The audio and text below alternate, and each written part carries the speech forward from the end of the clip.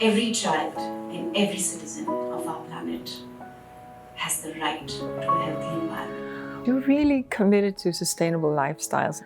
What made you make that commitment? I think the enormity of the crisis, while it can be debilitating, I draw great courage from the solutions I see and from the participation and the active initiative young people are taking globally, especially in India. That awareness, that presence in sustainable lifestyle has also led you to a degree of advocacy and activism. How do you find the strength to continue going? I think it's now the mother in me that is just constantly thinking about how can I make this world healthier, safer, more peaceful.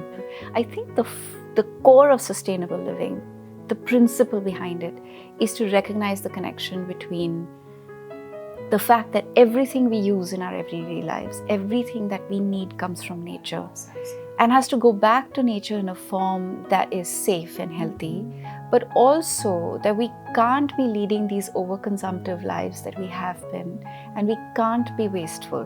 Can I ask you a question?